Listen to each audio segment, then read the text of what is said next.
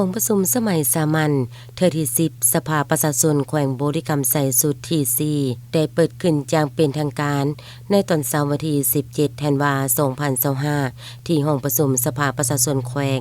ภายใต้การเป็นประธานและกล่าวเปิดกองประชุมของท่านสุวรรณีไสสนะประธานสภาประชาชนแขวงบริกรรมไสให้เกียรติเข้าร่วมกองประชุมมีท่านนางปิงคำลาสะสิมากรรมการส่วนกลางพรรคคณะประจำสภาแห่งชาติประธานกรรมาธิการเศรษฐกิจเทคโนโลยีและสิ่งแวดล้อมสมาชิกสภาแห่งชาติประจำเขตเลือกตั้งที่11แขวงบริกรรมไสท่านสอนธนูธรรมวงศ์กรรมการส่วนกลางพรรคเลขาคณะบริหารงานพรรคแขวงมีประธานคณะประจำพรรคแขวงคณะประจำสภาประชาชนแขวงสมาชิกสภาแห่งชาติสมาชิกสภาประชาชนแขวงอดีตการนำของแขวงหัวหน้าแผนกการพร้อมด้วยแขกทุกเชิญจากภาคส่วนที่เกี่ยวข้องเข้าร่วมกองประชุมครั้งนี้เป็นเทื่อสุดท้ายของสภาประชาชนแขวงสุดที่4ซึ่งตลอดระยะ5ปีที่ผ่านมา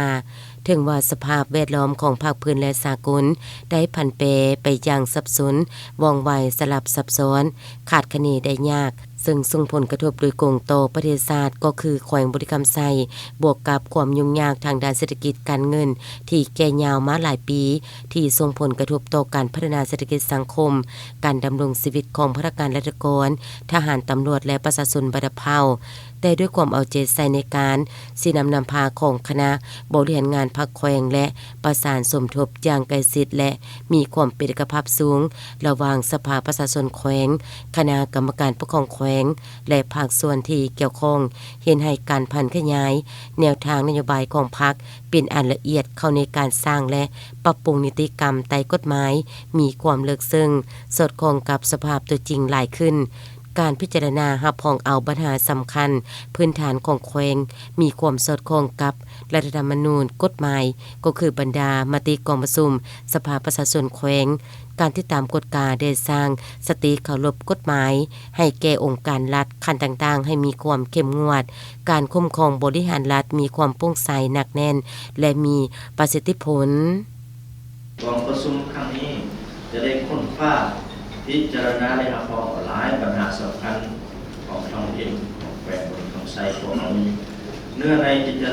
นำมาค้นคว้าพิจารณานี้ก็ความหมายฉะนั้นในนามประธานกองประชุมขอเรียกร้องมายังทุกภาคส่วนที่เกี่ยวข้องตัวในการดำเนินการสนองข้อมูลที่หักชัดเจนด่านแจ้งเพื่อสะดวกในการพิจารณาขับร้องขอเกี่ยวข้องมายังบรรดาทางสมาชิกสภาประชาชนแขวงโดยนำใส่สิทธิประชาธิปไตยเสริมขยายหัวคิดบริษัทและเสริมสู่ความรับผิดชอบของตนในการดูสติปัญญาเข้าใช้ในการค้นคว้าเนื้อในอย่างลึกซึ้งประกอบกับเป็นต่อปัญหาต่างๆอย่างถี่ถ้วนสร้างสรรค์ขัดกุมมีเหตุมีผลสอดคล้องกับแนวทางเปลี่ยนแปลงใหม่ของพรรคก็คือสภาพความเป็นจริงทางด้านเศรษฐกิจสังคมอยู่ท้องถิ่นของเราพร้อมกันสอบหามาตรการวิธีการแก้ไขที่แท้เหมาะและมีข้อเสนอแนะต่อการปกครองแขวงเพื่อสอบหาวิธีการแก้ไขอย่างยิ่งยวดปัญหาสิ่งทอดของสังคมซึ่งประชาชนมีความเป็นห่วงเป็นใยในความคอยในการแก้ไขปัญหาต่างๆให้เป็นผู้กระทำดีกว่าเก่าพร้อมกันนั้นผู้สร้างก็เป็นเอกภาพสูงต่อบรรดาเนื้อในที่นำมาค้นคว้าพิจารณาให้มีประสิทธิภาพสิทธิผลสามารถเอาออกมติและจัดตั้งปฏิบัติอย่างเป็นธรรมอย่างแท้จริงในโอกาสสังฆทานสีนี้ ในนามประธานกองประชุมข้าพเจ้าขอประกาศเปิดกองประชุม